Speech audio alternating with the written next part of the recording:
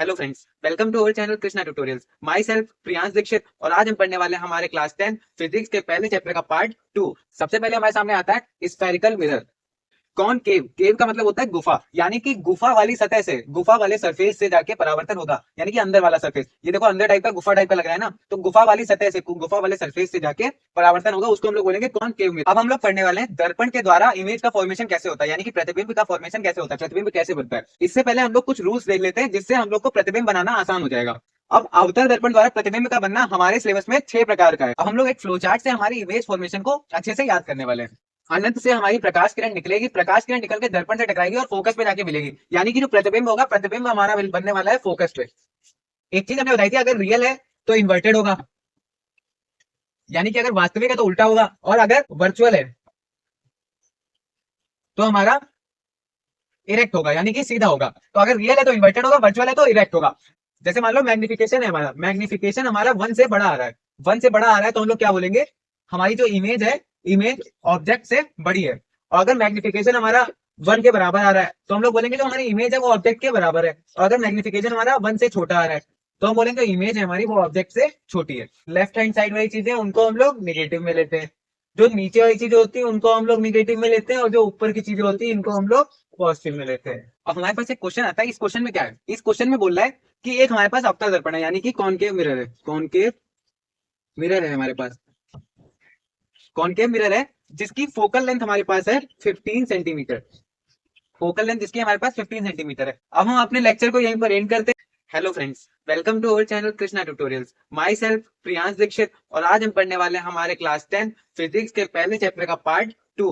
First part में हमने देखा कि लाइट क्या होती है, इमेज फॉर्मेशन कैसे होता है, मिरर क्या होते हैं, प्लेन मिरर क्या होता है, ये सब चीजें हमने देखी। सेकेंड पार्ट में हम लोग उसके आगे की चीजों के बारे में जानने वाले हैं। तो चलिए स्टार्ट करते हैं हमारे इस पार्ट को। सबसे पहले हमारे सामने आता है स्फेरिकल मिरर। स्फेरिकल मिरर जिसे हिंदी में बोला जाता है गोलीय दर्पण, गोलीय दर्पण। अब ये गोलीय दर्पण क्या होता है, ऐसा समझ के रखो कि तुम्हारे पास है एक बॉल, एक कांच की बॉल है तुम्हारे पास, कांच की बॉल है, इसमें क्या किया गया है, एक साइड से इसको पॉलिश कर दिया गया है। ऊपर से पॉलिश कर दो या अंदर से पॉलिश कर दो। मान लो हमने अंदर से पॉलिश कर दिया, अंदर से इसको पूरे तरीके से पॉलिश कर दिया गया है। अब क्या किया जा रहा है, ऐसे करके हमने इसको काट दिया, यहां से हमने इसको काट दिया पूरा, तो क्या हुआ, इधर वाला पूरा इरेज हो गया। अब जितना बचा हुआ है यही हमारा हो जाएगा गोलीय दर्पण। और ये गोलीय दर्पण कैसा होगा, इसकी उभरी वाली सतह से परावर्तन हो रहा होगा। उभरी वाली सतह से परावर्तन क्यों हो रहा होगा, क्योंकि अंदर वाली सतह जो है उसको हमने पॉलिश कर दिया है, यानी कि अंदर वाले सरफेस को हमने पॉलिश कर दिया है, इसलिए इसके उभरे वाले सरफेस से रिफ्लेक्शन हो रहा होगा। तो क्या होगा, लाइट आएगी इस पे टकरा कर इससे चली जाएगी। ऐसे वाले दर्पण को हम लोग कहते हैं उत्तल दर्पण, उत्तल दर्पण। इसको उत्तल दर्पण कहते हैं, इसको इंग्लिश में कहते हैं कॉन्वेक्स मिरर, कॉन्वेक्स मिरर। अब क्या है, जो दर्पण होता है गोलीय दर्पण वो हमारा दो टाइप का होता है। एक तो हमने कॉन्वेक्स मिरर देख लिया ये वाला, एक होता है हमारा अवतल दर्पण, अवतल दर्पण, जिसे हम लोग इंग्लिश में बोलते हैं कॉनकेव मिरर, कॉनकेव मिरर। अब अवतल दर्पण कैसा होता है, अवतल दर्पण में बाहर वाली सतह पॉलिश होती है और अंदर वाली सतह से परावर्तन हो रहा होता है। अब ये याद कैसे रखें, अवतल दर्पण, उत्तल दर्पण, कॉनकेव, कॉन्वेक्स, ये कैसे याद रखेंगे। कॉनकेव, केव का मतलब होता है गुफा, यानी कि गुफा वाली सतह से, गुफा वाले सरफेस से जाके परावर्तन होगा, यानी कि अंदर वाला सरफेस। ये देखो अंदर टाइप का, गुफा टाइप का लग रहा है ना, तो गुफा वाली सतह से, गुफा वाले सरफेस से जाके परावर्तन होगा, उसको हम लोग बोलेंगे कॉनकेव मिरर, यानी कि अवतल दर्पण। अब का मतलब अंदर, अब तल, ऐसे याद रखते हो तुम लोग, अब मतलब अंदर, उत्तल ऊपर वाला सतह, उत्तल दर्पण, कॉन्वेक्स मिरर। ये अवतल दर्पण हो गया, ये उत्तल दर्पण हो गया। उत्तल दर्पण कैसा दिखता है, उत्तल दर्पण दिखता है ऐसा, उत्तल दर्पण ऐसा दिखता है, अवतल दर्पण ऐसा दिखता है। अवतल दर्पण में क्या होता है, अंदर वाली सतह से परावर्तन हो रहा है, यानी कि अंदर के सरफेस से रिफ्लेक्शन हो रहा है, और बाहर वाले सरफेस को हमने पॉलिश कर रखा है, बाहर वाली सतह हमारी पॉलिश्ड है, अंदर वाली सतह से हमारा परावर्तन हो रहा है। और उत्तल दर्पण में क्या होता है, अंदर वाली सतह हम लोग पॉलिश कर देते हैं और बाहर वाली सतह से हमारा परावर्तन होता है, यानी कि अंदर वाला जो सरफेस है उसको हमने पॉलिश कर रखा है, बाहर वाले सरफेस से रिफ्लेक्शन हो रहा है यहाँ पे। अब जो स्फेरिकल मिरर है, अब ऐसे तो तुम बोल दोगे भैया स्फेरिकल मिरर के बारे में आपने बता तो दिया, लेकिन अगर पेपर में लिख के आएगा कि स्फेरिकल मिरर क्या होता है तो हम कैसे बताएंगे। तो ऐसे बोला जाता है कि स्फेरिकल मिरर एक गोलीय कांच का काटा हुआ ऐसा भाग है जिसके एक तरफ हमने पॉलिश कर रखी है और दूसरी तरफ से वो परावर्तन कर पा रहा है, उसको हम लोग गोलीय दर्पण कहते हैं। और गोलीय दर्पण दो प्रकार के होते हैं, अवतल दर्पण और उत्तल दर्पण, कॉनकेव मिरर और कॉन्वेक्स मिरर। कॉनकेव मिरर में क्या होता है, अंदर वाली सतह से परावर्तन हो रहा होता है और बाहर वाली सतह को हम लोग पॉलिश कर देते हैं। कॉन्वेक्स मिरर में क्या होता है, बाहर वाली सतह से परावर्तन हो रहा होता है और अंदर वाली सतह को हम लोग पॉलिश कर देते हैं। जिसको नोट करना है पॉज करके नोट कर ले, हम लोग अवतल दर्पण पे चलते हैं। गोलीय दर्पण के बारे में अच्छे से जानने से पहले हम लोग कुछ पॉइंट्स देख लेते हैं जो हमें गोलीय दर्पण को समझने के लिए इंपॉर्टेंट है। जैसे मान लो ये हमारे पास गोलीय दर्पण है, कोई भी गोलीय दर्पण मान सकते हो, मान लो हमने माना है अवतल दर्पण, ये हमारा अवतल दर्पण है। अब क्या होता है, सबसे पहला पॉइंट हमारे सामने आता है वक्रता केंद्र। वक्रता केंद्र जिसे हम लोग बोलते हैं centre of curvature, centre of curvature. अब सेंटर ऑफ कर्वेचर क्या होता है, हमने बताया था कि गोलीय दर्पण क्या होता है। गोलीय दर्पण एक खोखले गोले का काटा गया भाग होता है जिसके एक साइड पर हम लोग रेड ऑक्साइड का पेंट कर देते हैं। तो हमारा एक खोखला गोला है, खोखले गोले का जो केंद्र है यानी कि सेंटर है जो खोखले गोले का, उसी को बोला जाता है सेंटर ऑफ कर्वेचर। यानी कि जिस खोखले गोले का मिरर काटा हुआ भाग होता है, यानी कि जो हमने जो मिरर ले रखा है अवतल दर्पण हो या उत्तल दर्पण हो, वो जिस खोखले गोले का काटा गया भाग है उस खोखले गोले के केंद्र को हम लोग सेंटर ऑफ कर्वेचर बोलेंगे। उस खोखले गोले के सेंटर को हम लोग सेंटर ऑफ कर्वेचर बोलते हैं। तो जैसे हमारा मान लो ये वाला गोला है, इस गोले का सेंटर ये है और इसको हमने ऐसे करके कट कर दिया है, ये हमने इरेज कर दिया है, इधर वाला हमने काट दिया है। तो ये जो सेंटर है हमारा, इसको मान लो हमने इधर से पॉलिश कर दिया, अब ये हमारा अवतल दर्पण बन गया। इस अवतल दर्पण का अगर बोला जाएगा सेंटर ऑफ कर्वेचर में बताना है तो वो सेंटर ऑफ कर्वेचर उसका ये होगा, क्योंकि ये इस वाले गोले का जो खोखला गोला था उसका सेंटर था, यही हमारा सेंटर ऑफ कर्वेचर होगा। तो ये हमारा अवतल दर्पण है, इसका सेंटर ऑफ कर्वेचर अगर निकाला जाएगा तो यहाँ पर उसका सेंटर ऑफ कर्वेचर आने वाला है। अगर तुम्हारे सामने पूछा जाए कि सेंटर ऑफ कर्वेचर क्या होता है यानी कि वक्रता केंद्र क्या होता है, तो तुम बोल सकते हो कि जिस खोखले गोले का दर्पण हमारा काटा गया भाग है उसी खोखले गोले के सेंटर को हम लोग सेंटर ऑफ कर्वेचर बोलते हैं। अब सेकंड हमारे सामने क्या आता है, सेकंड हमारे सामने आता है वक्रता त्रिज्या। वक्रता त्रिज्या, वक्रता त्रिज्या से पहले हम लोग देख लेते हैं पोल के बारे में। अब पोल क्या होता है, दूसरे नंबर में मान लो पोल है जिसे हम लोग ध्रुव बोलेंगे, ध्रुव। और तीसरा हमारा ये हो जाएगा वक्रता की त्रिज्या। दूसरे नंबर पे हमारा पोल है, इसको हम लोग बोलते हैं radius of curvature, radius of curvature. अब पोल क्या होता है, जो हमारा मिरर है, जैसे ये हमारा मिरर है यहां से लेके यहां तक, इस पूरे मिरर का जो मिड पॉइंट होगा यानी कि बीच का जो पॉइंट होगा उसको हम लोग बोलेंगे पोल। पोल को हम लोग पी से दिखाते हैं, वक्रता केंद्र को हम लोग सी से दिखाते हैं, सेंटर ऑफ कर्वेचर को। पोल को हम लोग पी से दिखाते हैं, इसको पी से दिखाया जाता है।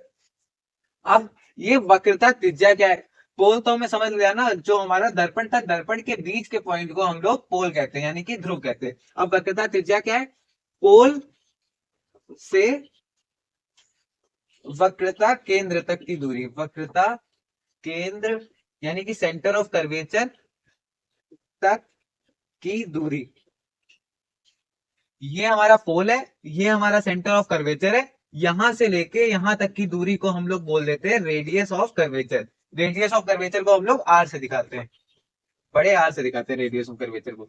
अब इसके बाद में अगला हमारे सामने आता है मुख्य अक्ष। मुख्य अक्ष, अब ये मुख्य मुख्य अक्ष क्या होती है, जो सेंटर ऑफ कर्वेचर और पोल है इसको जोड़ के निकलने वाली जो रेखा होती है, सीधी रेखा, ऐसे करके जो सीधी रेखा है निकल के जा रही है, इसको हम लोग बोल देते हैं मुख्य अक्ष। मुख्य अक्ष जिसे बोला जाता है प्रिंसिपल एक्सिस। तो ये इसको हम लोग कैसे बोल सकते हैं कि सेंटर ऑफ कर्वेचर और पोल से गुजरते हुए जाने वाली सीधी रेखा को हम लोग मुख्य अक्ष बोलते हैं। तो मुख्य अक्ष हमारा हो गया। इसके बाद में हमारे सामने आता है फोकस।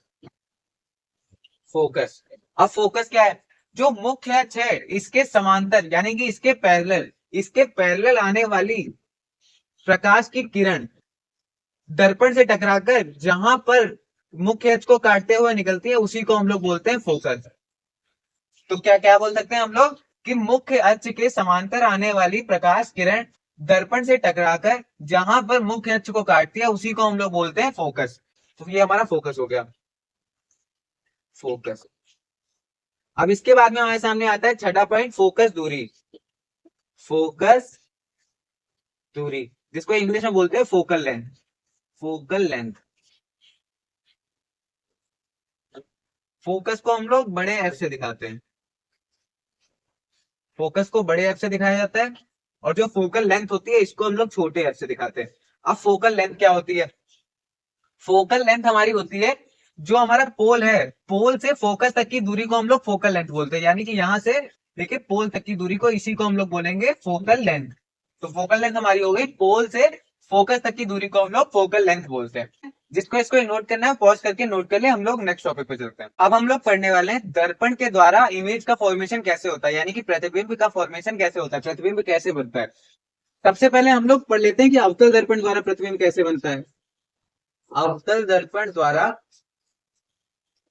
प्रतिबिंब का बनना।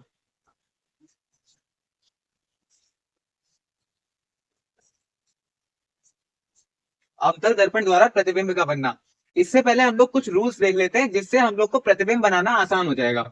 सबसे पहला रूल हमारे सामने क्या है?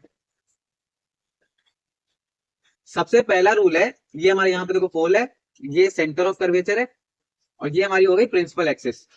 Principal axis. अब सबसे पहला रूल हमारे सामने आता है कि अगर हमारी जो प्रकाश किरण है, लाइट रे है जो हमारी, वो अगर प्रिंसिपल एक्सिस से पैरेलल आ रही है, यानी कि समांतर आ रही है, तो वो दर्पण से टकराकर हमारी फोकस से गुजरती हुई जाएगी, फोकस से गुजरती हुई जाएगी। तो अगर हमारी लाइट रे प्रिंसिपल एक्सिस से पैरेलल आ रही है, यानी कि समांतर आ रही है, तो वो दर्पण से टकराकर हमारी फोकस से गुजरती हुई जाएगी। पहला रूल हमारा ये हो गया। अब दूसरा रूल क्या आता है?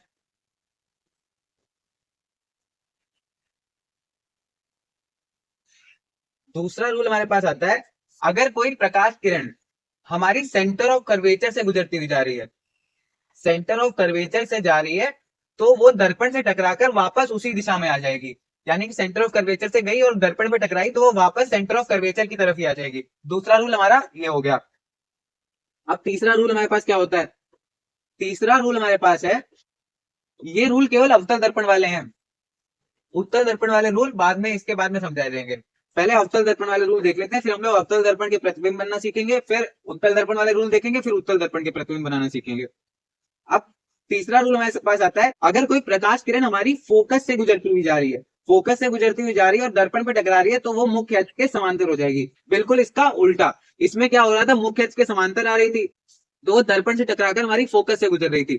लेकिन यहाँ पर क्या हो रहा है, अगर वो फोकस से गुजरती हुई जा रही है तो दर्पण से टकराकर हमारी समांतर हो जाएगी मुख्य अक्ष के। इसका बिल्कुल उल्टा हो जाएगा ये। अब चौथा रूल हमारे पास क्या आता है? चौथे रूल में क्या होता है?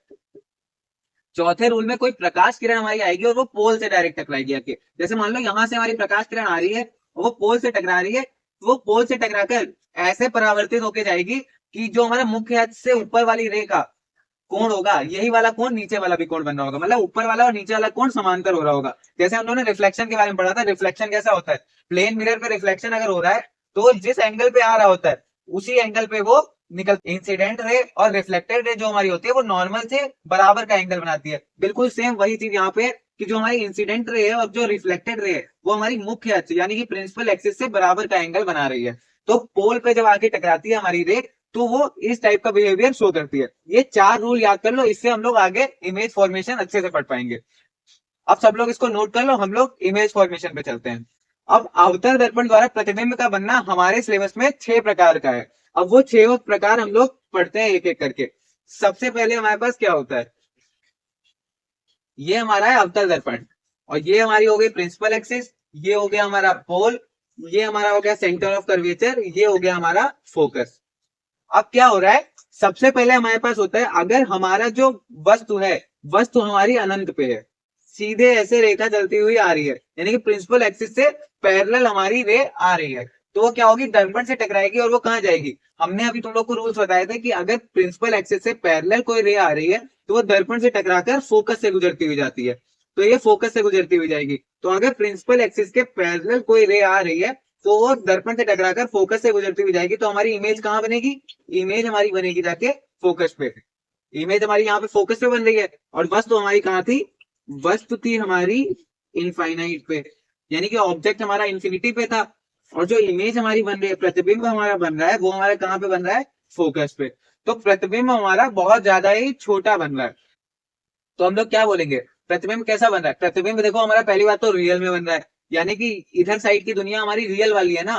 प्रतिबिंब जो मिरर है, मिरर के इधर साइड वाली जो दुनिया है वो हमारी रियल है, और जो मिरर के अपोजिट साइड वाली दुनिया वो तो हमारी आभासी दुनिया है ना, वो रियल में थोड़ी ना है, वो हमारी आभासी दुनिया है। तो मिरर के जो इधर वाली दुनिया वो हमारी रियल है। तो जो हमारा प्रतिबिंब बन रहा है, प्रतिबिंब हमारा रियल दुनिया में बन रहा है, रियल इमेज बन रही है, यानी कि वास्तविक प्रतिबिंब बन रहा है हमारा। तो हमारी रियल इमेज होती है हमेशा इन्वर्टेड बनती है, इन्वर्टेड बनती है, यानी कि उल्टी बनती है हमेशा। देखो एक चीज याद रखो, अगर रियल इमेज है तो रियल के साथ आएगा हमारा इन्वर्टेड, इन्वर्टेड, यानी कि वास्तविक के साथ हमारा आने वाला है उल्टा। और जो हमारी वर्चुअल इमेज होती है, वर्चुअल, वर्चुअल यानी कि आभासी इमेज बन रही है, वो हमारी बनेगी इरेक्ट, यानी कि सीधी। अगर हमारा रियल बन रहा है इमेज तो हमारा वो इन्वर्टेड होगा, यानी कि उल्टा होगा, और अगर हमारी वर्चुअल इमेज बन रही है तो वो इरेक्ट होगी, यानी कि सीधी होगी। तो ये चीज याद रखो। अगर हमारी वस्तु अनंत पर है तो हमारे साथ क्या होगा? वस्तु अगर अनंत पे है तो प्रिंसिपल एक्सिस के पैरेलल आने वाली है हमारी इंसिडेंट रे। पैरेलल अगर हमारी इंसिडेंट रे आएगी तो वो दर्पण से टकराकर फोकस पे आके मिलेगी, फोकस पे आके मिल रही है, यानी कि फोकस पे हमारी इमेज फॉर्मेशन हो रही है, इमेज हमारी फोकस पे बन रही है। तो इमेज अगर हमारी फोकस पे बन रही है तो इमेज हमारी क्या बन रही है यहाँ पे? उल्टी बन रही है। उल्टी क्यों बन रही है? क्योंकि रियल में इमेज बन रही है, रियल में हमारी इमेज बन रही है, इसलिए हम लोग बोल सकते हैं इमेज हमारी इन्वर्टेड होगी, यानी कि उल्टी होगी। तो वस्तु अगर हमारी इनफाइनाइट पे है तो इमेज हमारी फोकस पे आएगी। अब इसके बाद में सेकंड हमारे पास आता है, सेकंड में हमारे सामने है सेम वैसे ही प्रिंसिपल एक्सिस है, यहाँ पे पोल है, ये सेंटर है, ये फोकस है। अब हमारा जो ऑब्जेक्ट है, यानी कि हमारी जो वस्तु है, वो हमारी रखी हुई है इनफाइनाइट और सेंटर ऑफ कर्वेचर के बीच में, यानी कि यहाँ पर कहीं पे हमारी वस्तु रखी हुई है। वस्तु से एक रे निकली, लाइट रे, वो गई दर्पण से टकराई और फोकस से निकली, दर्पण से टकराकर वो फोकस से निकली। अब एक रे हमारी यहां से सेंटर से निकलेगी, तो हमारी इमेज कहाँ पे बन रही है? इमेज हमारी बन रही है सेंटर और फोकस के बीच में। अगर ऑब्जेक्ट हमारा इनफाइनाइट और सेंटर ऑफ कर्वेचर के बीच में है तो हमारी इमेज कहाँ पे बनेगी? इमेज हमारी बन के आ रही है फोकस और सेंटर ऑफ कर्वेचर के बीच में, सेंटर ऑफ कर्वेचर और फोकस के बीच में। तो अगर हमारा ऑब्जेक्ट इनफाइनाइट और सेंटर ऑफ कर्वेचर के बीच में, तो हमारी जो इमेज होगी वो सेंटर और फोकस के बीच में बनेगी। और अच्छा एक चीज और बताओ, जो हमारी इमेज बनी है यहाँ पे, इमेज, इमेज हमारी यहाँ पर कैसी बन रही है? इमेज हमारी वास्तविक बन रही है, वास्तविक, वास्तविक इमेज बन रही है, यानी कि रियल बन रही है। अब हमने क्या बताया? अगर रियल बन रही है तो रियल के साथ में हमारा आएगा इन्वर्टेड, यानी कि इन्वर्टेड होगी इमेज हमारी। इन्वर्टेड मतलब उल्टी, उल्टी होगी इमेज हमारी। तो यहाँ पर हमारी वास्तविक प्रतिबिंब बन रहा है, उल्टा बन रहा है, और प्रतिबिंब हमारा ऑब्जेक्ट से छोटा है। ऑब्जेक्ट हमारा इतना बड़ा था तो प्रतिबिंब हमारा ऑब्जेक्ट से छोटा आ रहा है यहाँ पे, वस्तु से छोटा प्रतिबिंब, वस्तु से छोटा प्रतिबिंब।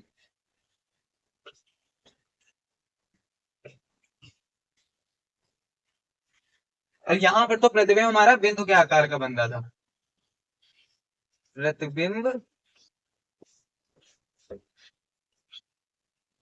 बिंदु के आकार का है।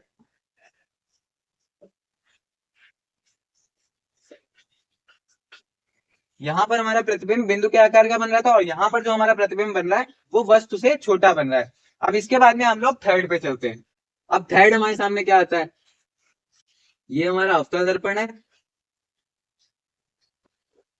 ये मुख्य अक्ष है, ये हमारा पोल है, ये सेंटर ऑफ कर्वेचर है, ये फोकस है।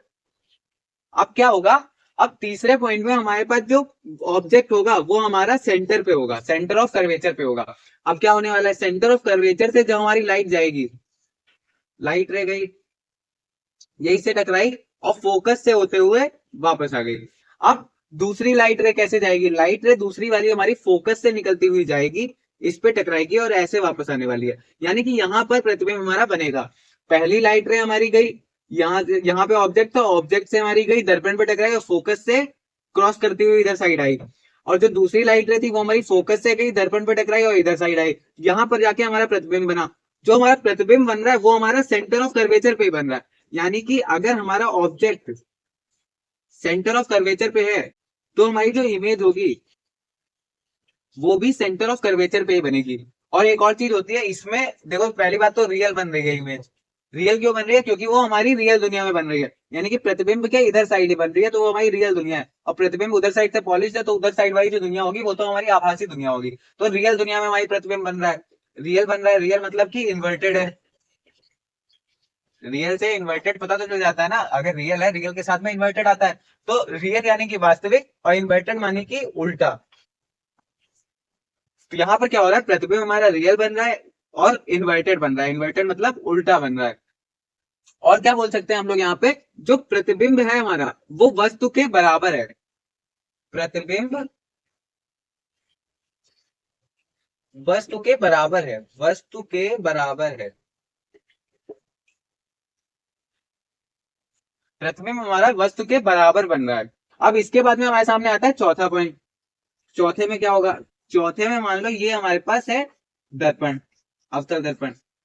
ये हमारी गई मुख्य अक्ष, ये हमारा हो गया पोल, ये हमारा हो गया सेंटर ऑफ कर्वेचर, ये हमारा हो गया फोकस। अब यहाँ पर क्या होगा, जो ऑब्जेक्ट होगा हमारा वो ऑब्जेक्ट हम रख रहे हैं सेंटर ऑफ कर्वेचर और फोकस के बीच में। सेंटर ऑफ कर्वेचर और फोकस के बीच में, सेंटर ऑफ कर्वेचर और फोकस के बीच में हम लोग रख रहे हैं अपने ऑब्जेक्ट को।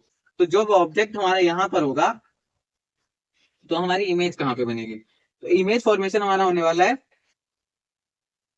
पहली रे हमारी निकल के जाएगी ऐसे, दूसरी रे हमारी निकल के जाएगी इस टाइप से। यानी कि इमेज फॉर्मेशन हमारा होने वाला है ऑफ कर्वेचर से दूर। इमेज हमारी बनेगी जाके सेंटर ऑफ कर्वेचर और इनफाइनाइट के बीच में।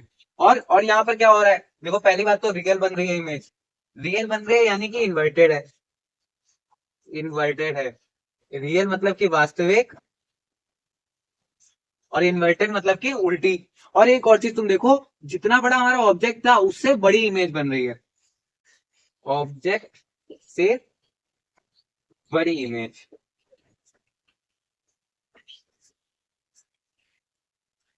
अब सब लोग इसको नोट कर लो, हम लोग फिफ्थ पॉइंट पे चलते हैं। अब फिफ्थ हमारे सामने आता है, ये हमारा हो गया मिरर,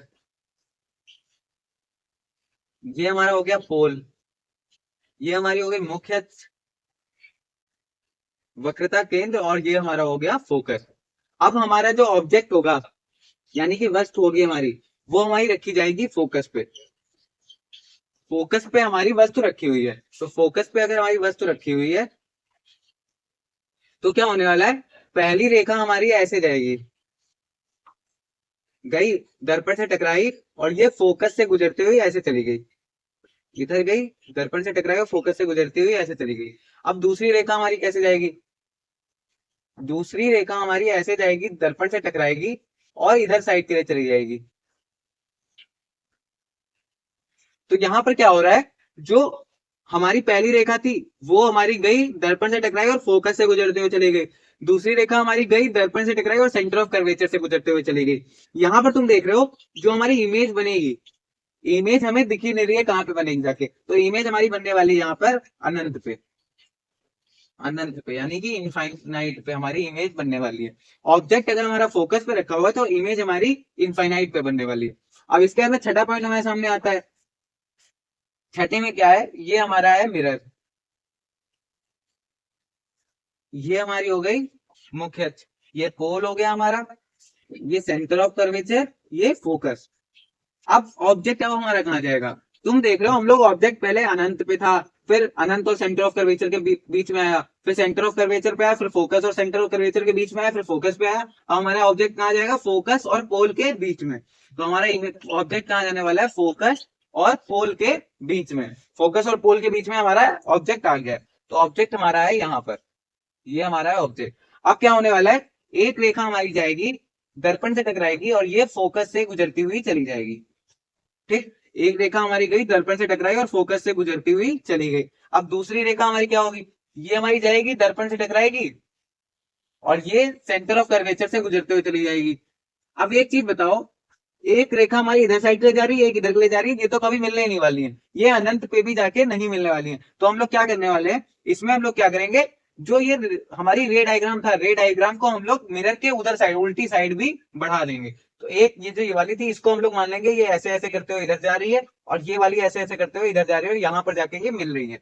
तो हमारी जो इमेज बनने वाली है यहाँ पर, ये हमारी ये हमारी हो जाएगी इमेज, क्योंकि यहाँ पर दोनों रेखाएं मिलती हुई हमको प्रतीत हो रही हैं, मिल नहीं रही हैं लेकिन मिलती हुई प्रतीत हो रही हैं। और हमने क्या होता है, हमारी किरणें हैं, प्रकाश किरणें हैं, वो दर्पण से टकराकर अगर रियल में मिल रही हैं तो वो हमारी जो इमेज बनेगी वो रियल बनेगी, और अगर वो हमको मिलती हुई प्रतीत हो रही हैं तो हमारी जो इमेज बनने वाली है वो आभासी बनने वाली है, यानी कि वर्चुअल बनेगी।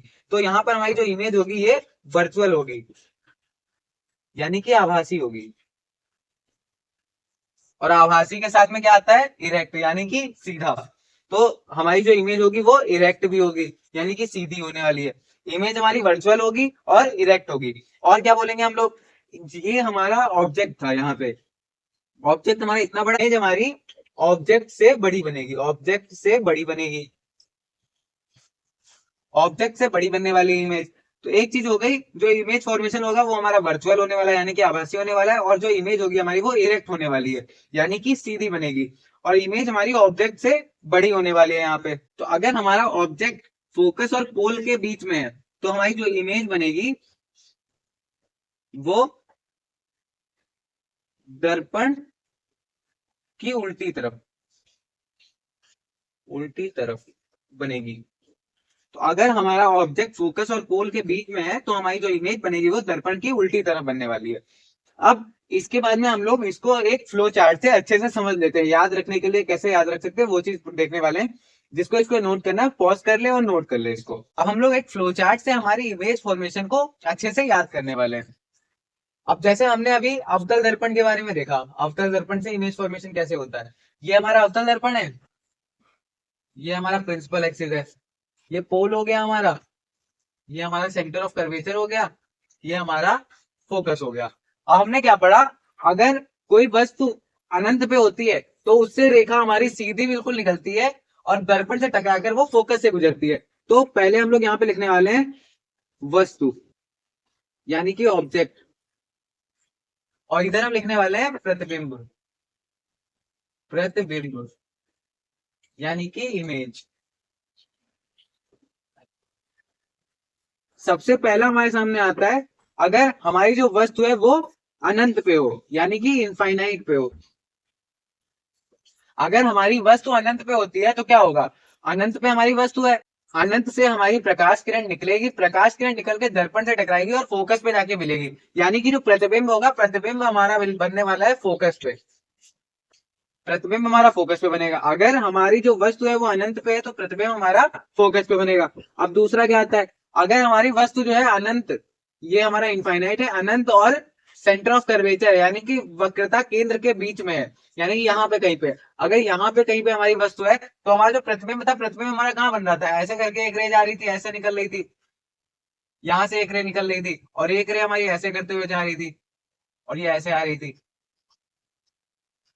तो हमारा प्रतिबिंब यहाँ पे बन रहा था, मतलब सेंटर ऑफ कर्वेचर और फोकस के बीच में। तो अगर हमारी जो वस्तु है अनंत और सेंटर ऑफ कर्वेचर के बीच में, तो हमारा जो प्रतिबिंब होगा, प्रतिबिंब हमारा सेंटर और फोकस के बीच में बनेगा, यानी कि अगर वस्तु अनंत और सेंटर ऑफ कर्वेचर के बीच में है तो हमारा प्रतिबिंब सेंटर और फोकस के बीच में बनेगा। अब तीसरा हमारे पास क्या आता है, एक चीज याद रखो, इधर से जैसे जैसे इधर बढ़ते जाएंगे वैसे वैसे हमारा जो प्रतिबिंब होगा वो इधर साइड बढ़ता जाएगा।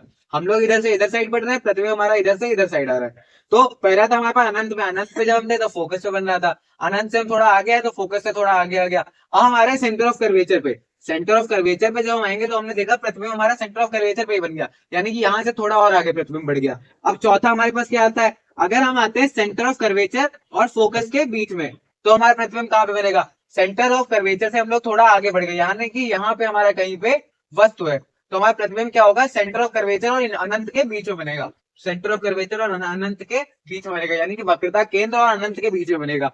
पांचवा हमारे पास आता है, पांचवा हमारे पास है, अगर वस्तु हमारी फोकस पे, अगर वस्तु फोकस पे, ये बिल्कुल उल्टा मान लो, जैसे अगर अनंत पे हमारी वस्तु थी तो हमारा प्रतिबिंब फोकस पे बन रहा था, जैसे अनंत पे वस्तु थी तो प्रतिबिंब फोकस पे बन रहा था, तो फोकस पे है तो हमारा प्रतिबिंब कहाँ बनेगा, अनंत पे, बिल्कुल अपोजिट। अब इसके बाद में छठा, छठा हमारे पास आता है कि हमारी जो वस्तु है फोकस और पोल के बीच में है, तो हमारा प्रतिबिंब कहाँ बनेगा, प्रतिबिंब हमारा दर्पण के उल्टी तरफ बनेगा, दर्पण के उल्टी तरफ, दर्पण के उल्टी तरफ, दर्पण के उल्टी तरफ बनेगा। अब ये जो हमारा अनंत पे जो हमारी वस्तु थी तो हमारा प्रतिबिंब फोकस में बन रहा था, ये बिंदु के आकार का बन रहा था, बिंदु के आकार का बन रहा था। जब अनंत और सेंटर ऑफ कर्वेचर के बीच में थी हमारी वस्तु तो हमारा जो प्रतिबिंब था वो सेंटर ऑफ कर्वेचर और फोकस के बीच में बन रहा था, और ये हमारा वस्तु से छोटा बन रहा था प्रतिबिंब। और अगर वस्तु हमारी सेंटर ऑफ कर्वेचर पे थी तो प्रतिबिंब हमारा सेंटर ऑफ कर्वेचर पे बन रहा था, यानी कि बराबर यहाँ पे बन रहा था हमारा। और जब सेंटर ऑफ कर्वेचर और फोकस के बीच में थी हमारी वस्तु तो हमारा प्रतिबिंब सेंटर ऑफ कर्वेचर और इंफिनिटी के बीच में बन रहा था, ये हमारा बड़ा बन रहा था, वस्तु से बड़ा बन रहा था। और जब फोकस पे हमारी वस्तु थी तो हमारा जो प्रतिबिंब था वो अनंत पे बन रहा था, ये हमारा बहुत ही बड़ा बन रहा था, बहुत बड़ा। और जो वस्तु फोकस और पोल के बीच में थी तो प्रतिबिंब था हमारा वो दर्पण के उल्टी तरफ बन रहा था, और ये भी हमारा वस्तु से बड़ा बन रहा था, ये भी हमारा वस्तु से बड़ा बन रहा था। देखो पहली बात तो ये स्टार्टिंग वाले जो पांच हैं ये पांचों के पांचों रियल बन रहे हैं, यानी कि वास्तविक बन रहे हैं। ऐसे याद रखो अवतल दर्पण में स्टार्टिंग के पांच वास्तविक होते हैं और केवल एक ऐसा होता है जो हमारा आभासी होता है। तो वास्तविक जो होता है अगर वास्तविक बन रहा है तो होगा वो उल्टा। एक चीज हमने बताई थी, अगर रियल है तो इन्वर्टेड होगा, यानी कि अगर वास्तविक है तो उल्टा होगा, और अगर वर्चुअल है तो हमारा इरेक्ट होगा, यानी कि सीधा होगा। तो अगर रियल है तो इन्वर्टेड होगा, वर्चुअल है तो इरेक्ट होगा। तो यही चीज है, स्टार्टिंग के पांच हमारे रियल है, रियल इमेज बन रही है यानी कि हमारी इन्वर्टेड होगी, यानी कि उल्टी बनेगी।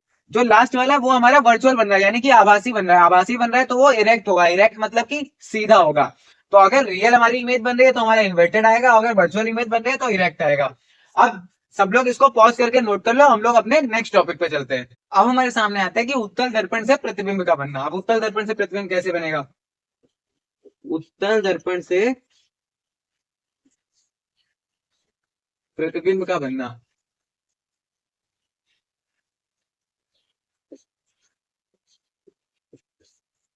पहले हमने जैसे अवतल दर्पण में कुछ रूल्स बताए थे तुमको, वैसे ही रूल्स इसमें भी आते हैं उत्तल दर्पण में भी। अब जैसे ये है हमारा उत्तल दर्पण, उत्तल दर्पण यानी कि कॉन्वेक्स मिरर, कॉन्वेक्स मिरर। अब इसमें कैसे इमेज फॉर्मेशन होता है, ये पोल है हमारा, ये फोकस है, ये हमारा सेंटर ऑफ कर्वेचर है, ये हमारी प्रिंसिपल एक्सिस है। अब क्या हो रहा है, सबसे पहले हमारे सामने आता है अगर कोई वस्तु हमारी इनफाइनाइट पे है और इनफाइनाइट से हमारी प्रकाश किरण आ रही है तो वो दर्पण से टकराकर फोकस के बिल्कुल सीधी वाली रेखा में चली जाएगी, मतलब जैसे ये फोकस था ऐसे चली जाएगी कि वो आभास होगी हमको कि फोकस पे मिल रही है। दर्पण पे आने वाली प्रकाश किरण ऐसे चली जाएगी कि वो फोकस पे मिलेगा। अगर मुख्य अक्ष के समांतर आ रही है हमारी प्रकाश किरण तो ऐसे जाएगी कि वो फोकस पे मिलती हुई हमको प्रतीत होगी, वो ऐसे जाके इधर साइड चली जाएगी तो हम लोग इधर साइड के लिए उसे बढ़ा लेंगे तो हमें पता चलेगा कि वो फोकस पे मिलती हुई हमको प्रतीत हो रही है। पहला हमारे पास ये हो गया। अब दूसरा हमारे पास क्या होगा,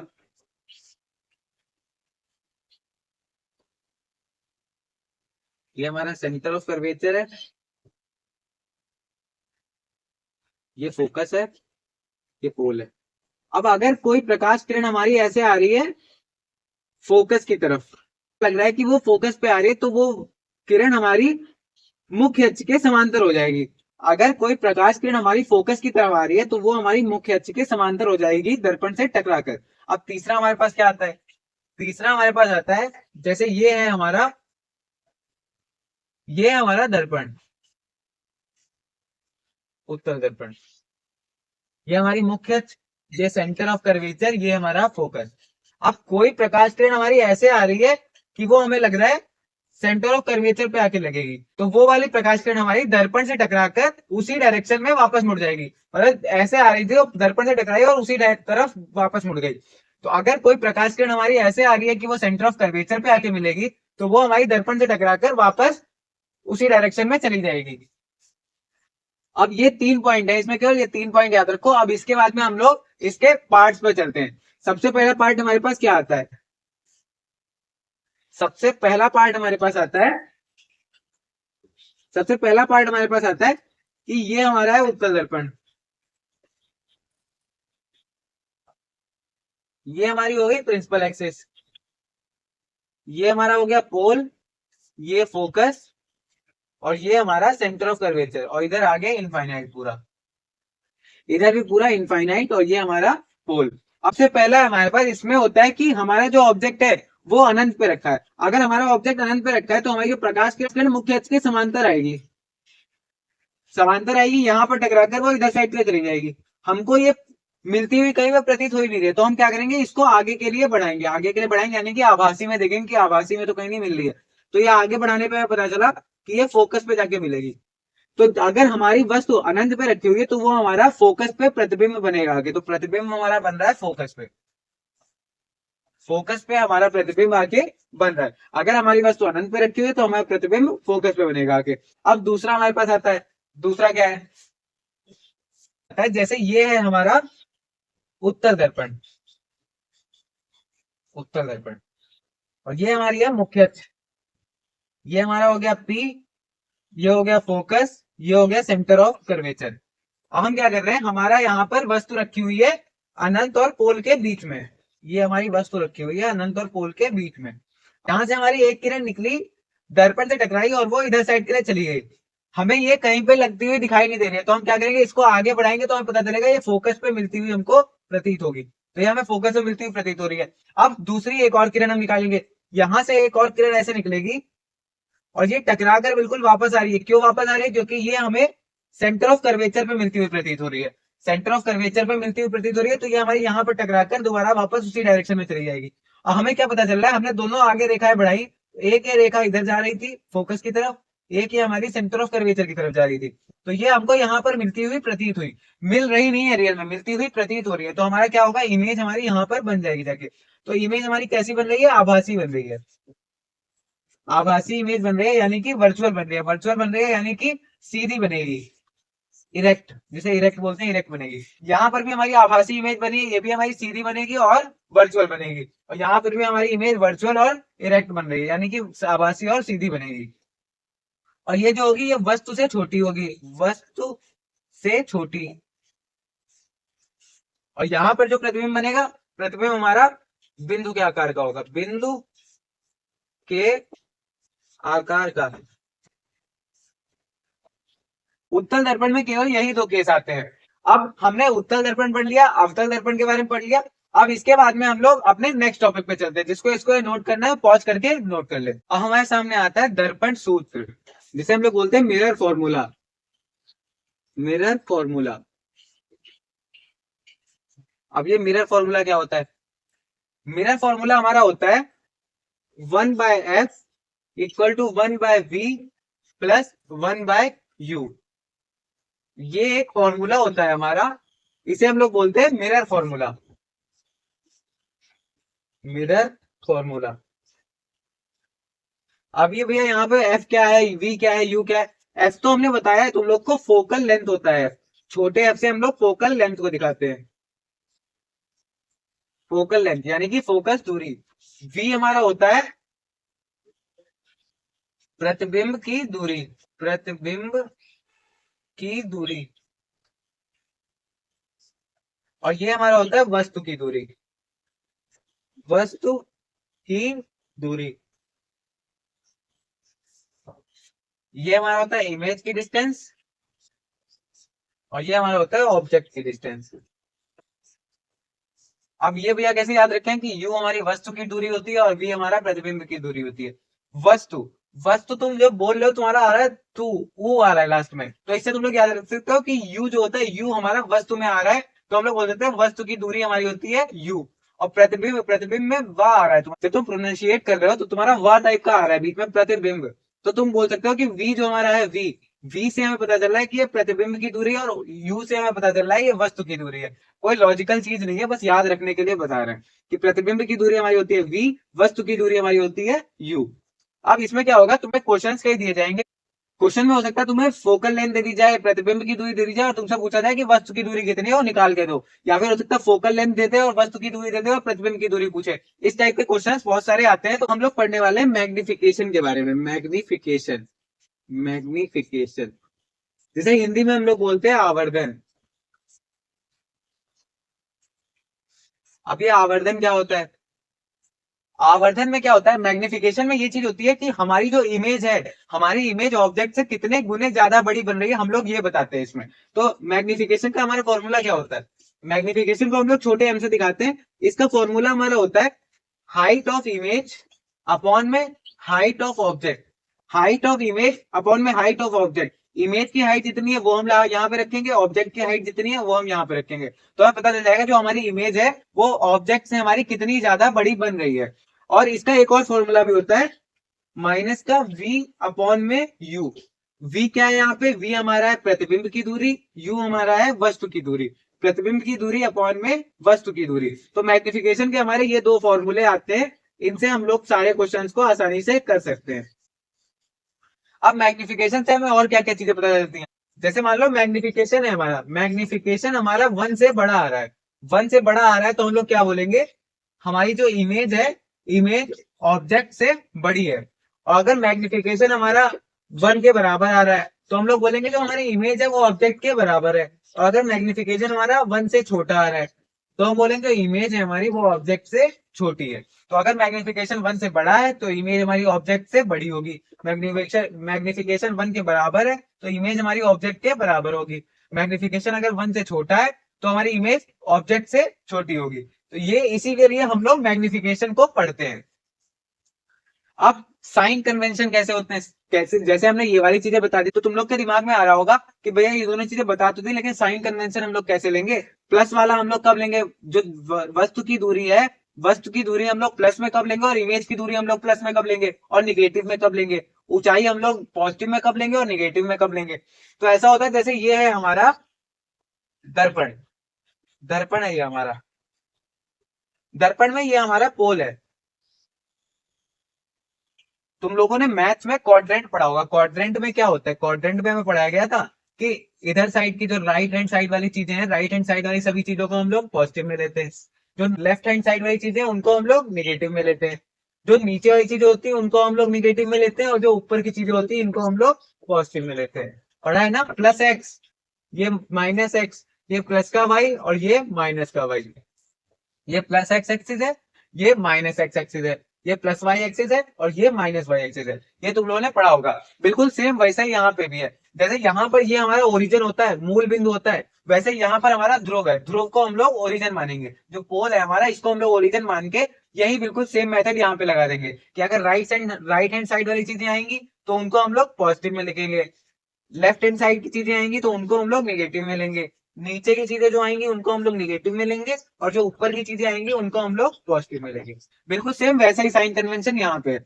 अब इसके बाद में हम लोग एक क्वेश्चन करके इनको सबको अच्छे से तैयार कर लेते हैं। जिसको इसको नोट करना है पॉज कर ले और नोट कर ले इसको। अब हमारे पास एक क्वेश्चन आता है। इस क्वेश्चन में क्या है? इस क्वेश्चन में बोल रहा है कि एक हमारे पास अवतल दर्पण है, यानी कि कॉनकेव मिरर है, कॉनकेव मिरर है हमारे पास, कॉनकेव मिरर है जिसकी फोकल लेंथ हमारे पास है 15 सेंटीमीटर। फोकल लेंथ जिसकी हमारे पास 15 सेंटीमीटर है। अब ये बोल रहा है कि ऑब्जेक्ट को हम ऐसी कौन सी जगह पे रखें कि जो हमारी इमेज बने वो हमारी रियल बने और ऑब्जेक्ट से 5 गुना ज्यादा बड़ी बने। यानी कि ऑब्जेक्ट से 5 गुना ज्यादा बड़ी हमारी इमेज बनेगी और वो रियल भी बने। रियल बनेगी तो हम पहले ही बोल सकते हैं रियल मतलब इन्वर्टेड। इन्वर्टेड मतलब होता है उल्टा, उल्टी होगी। जब इमेज हमारी उल्टी होगी तो इमेज हमारी कैसे बनेगी? जैसे ये हमारा है अवतल दर्पण। अब इसमें ये प्रिंसिपल एक्सिस हमारी गई, ये हमारा पोल हो गया। अब ये बोल रहा है कहाँ पे हम ऑब्जेक्ट को रखेंगे? हमारा ऑब्जेक्ट है, जैसे कहीं पे भी रखा हुआ है। इस ऑब्जेक्ट से हमारी जो इमेज है, इमेज हमारी बन रही है ऑब्जेक्ट की 5 गुनी ज्यादा, यानी कि 5 गुनी ज्यादा बड़ी बन रही है। 5 गुनी ज्यादा बड़ी बनेगी तो इमेज ये तो पक्का है कि नीचे बनेगी। क्यों नीचे बनेगी? क्योंकि रियल बन रही है। रियल बन रही है तो इन्वर्टेड तो बनेगी, उल्टी तो बनेगी बनेगी। तो हम लोग बोलेंगे कि हाइट ऑफ जो इमेज होगी, हाइट ऑफ जो इमेज होगी वो हमारी निगेटिव में होगी। निगेटिव में क्यों होगी? क्योंकि वो पोल से नीचे तरफ गिरी है, पोल से नीचे साइड है, तो हम लोग बोलते हैं नीचे की जो चीजें होती है उनको हम निगेटिव में लेते हैं। अभी हमने साइन कन्वेंशन में पढ़ा कि पोल के नीचे वाली चीजों को हम लोग निगेटिव में लेते हैं। तो जो हमारी हाइट ऑफ इमेज होगी वो हमारी निगेटिव में आ रही होगी। अब हम क्या बोलने वाले हैं, हमने पढ़ा था आवर्धन। आवर्धन क्या होता है? एम इक्वल टू होता है हमारा हाइट ऑफ इमेज अपॉन में हाइट ऑफ ऑब्जेक्ट। और क्वेश्चन क्या बोल रहा है, जो हाइट ऑफ इमेज है हमारी, हाइट ऑफ इमेज हमारी 5 गुना ज्यादा है हाइट ऑफ ऑब्जेक्ट से। ऑब्जेक्ट की हाइट से 5 गुना ज्यादा है हमारी हाइट ऑफ इमेज, यानी कि 5 into height of object equal to height of image. तो हाइट ऑफ इमेज हमारी क्या होगी? 5 into height of object, 5 into height of object upon में height of object. Height of object से हाइट ऑफ ऑब्जेक्ट चला गया, तो हमारा जो एम होगा वो हमारा 5 बचा। और ये 5 हमारा निगेटिव का बचेगा। निगेटिव का क्यों बचेगा भैया? क्योंकि हमने बताया जो इमेज है हमारी, इमेज नीचे साइड है, इमेज नीचे नीचे साइड है, तो हमारी जो हाइट ऑफ इमेज होगी ये हमारी निगेटिव में आएगी। निगेटिव में क्यों आएगी? क्योंकि इमेज हमारी नीचे साइड बन रही है, तो हमारी जो हाइट ऑफ इमेज होगी ये हमारी माइनस का 5 इंटू हाइट ऑफ ऑब्जेक्ट होगी। और ये हमारा माइनस का यहाँ पे पुट होगा और माइनस का 5 बचेगा यहाँ पे हमारा। तो एम हमारा आ गया माइनस का 5। और एम के हमने क्या पढ़े? 2 फॉर्मूले पढ़े हमने एम के। एम के कौन कौन से 2 फॉर्मूले पढ़े? एक एम का फॉर्मूला हो गया हाइट ऑफ इमेज अपॉन में हाइट ऑफ ऑब्जेक्ट, एक हमने पढ़ा था माइनस का वी अपॉन में यू, ये भी पढ़ा है हमने। तो हमने एम निकाल के दिया तुम्हें -5, तो एम इक्वल टू हम ये लोग ये लिख सकते हैं ना, माइनस का वी अपॉन में यू है, तो इसको हम लोग -5 के इक्वल लिख सकते हैं। माइनस से माइनस गया, वी इक्वल टू हमारा निकल के आ गया 5 इंटू यू, ये हमारा निकल कर आ गया है। 1/f equal to 1/v plus 1/u। F की वैल्यू हमारी क्या थी? 15 सेंटीमीटर। 1/15, 15 हमारा माइनस का आएगा। माइनस का क्यों आएगा? क्योंकि अवतल दर्पण जो हमारा होता है, अवतल दर्पण में पोल हमारा ये होता है, फोकस हमारा यहाँ पे होता है, फोकस हमारा यहाँ पे होता है और सेंटर ऑफ कर्वेचर हमारा यहाँ पे होता है। तो ये हमारा लेफ्ट हैंड साइड आ रहा है, और लेफ्ट हैंड साइड वाली चीजों को हम लोग निगेटिव में लेते हैं। तो फोकल लेंथ हमारी जो होगी उसको भी हम लोग निगेटिव में लेंगे। तो हमारी जो फोकल लेंथ थी 15 सेंटीमीटर, उसको हमने निगेटिव में रख दिया। अब 1/v, v की जगह हम लोग क्या लिख सकते हैं? 5u। 5u क्यों लिखेंगे? क्योंकि 5u के बराबर है हमारा v। 5u प्लस में 1/u। हम क्या करेंगे? नीचे एलसीएम लेंगे, 5 से इसके ऊपर नीचे मल्टीप्लाई कर देंगे तो नीचे 5u हो जाएगा। तो नीचे हो गया हमारा 5u, ऊपर आ गया 6, और इधर हो गया 1/- का 15। तो 5 बन जा 5, 5 3 जा 15। तो u, हम अगर u की वैल्यू निकालेंगे तो माइनस का 18 सेंटीमीटर आ रहा है, माइनस का 18 सेंटीमीटर। तो ऑब्जेक्ट अगर हम लोग 18 सेंटीमीटर पे रखेंगे तो हमारी इमेज 5 गुना ज्यादा बड़ी बनेगी ऑब्जेक्ट से। यानी कि 18 सेंटीमीटर पे अगर हमने इमेज को, ऑब्जेक्ट को रखा हुआ है, तो हमारी इमेज इस टाइप की बन जाएगी। हाइट ऑफ इमेज हमारी ऑब्जेक्ट से 5 गुनी ज्यादा बड़ी बन जाएगी। अब हमारे सामने आ गया कि ऑब्जेक्ट की दूरी हमारी 18 सेंटीमीटर होगी, माइनस का 18 सेंटीमीटर, माइनस का 18 सेंटीमीटर यानी कि इधर साइड के लिए 18 सेंटीमीटर। तो 18 सेंटीमीटर इधर से दूर चल के आएंगे तो यहाँ पे कहीं पे, यहाँ पे कहीं पे हमारा ऑब्जेक्ट रखा होगा। अब ऑब्जेक्ट अगर हमारा 18 सेंटीमीटर पे है, तो हमारी जो इमेज होगी वो कहाँ पे बन रही है? इमेज के लिए हम लोग क्या करेंगे? v इक्वल टू 5u था, u की वैल्यू हमारे पास आ गई है, तो 5 से u की मल्टीप्लाई कर देंगे तो हमारा कितना आएगा? v हमारा आ जाएगा 5 इंटू माइनस का 18। तो हमारा v की वैल्यू आ रही है माइनस का 90 सेंटीमीटर। v की वैल्यू हमारी आ गई माइनस का 90 सेंटीमीटर। यानी कि अगर हम लोग ऑब्जेक्ट को 18 सेंटीमीटर दूर रखेंगे तो हमारी जो इमेज होगी वो हमारी 90 सेंटीमीटर दूर बनेगी। अब हम अपने लेक्चर को यहीं पर एंड करते हैं, बाकी की चीजें हम लोग अपने नेक्स्ट पार्ट में कवर करने वाले हैं। अगर लेक्चर पसंद आया तो लाइक कीजिए, सब्सक्राइब कीजिए और शेयर कीजिए, और हाँ, बेल आइकन जरूर दबा लीजिएगा ताकि ऐसे इंटरेस्टिंग लेक्चर आपसे छूट ना जाए। Thank you for watching this video.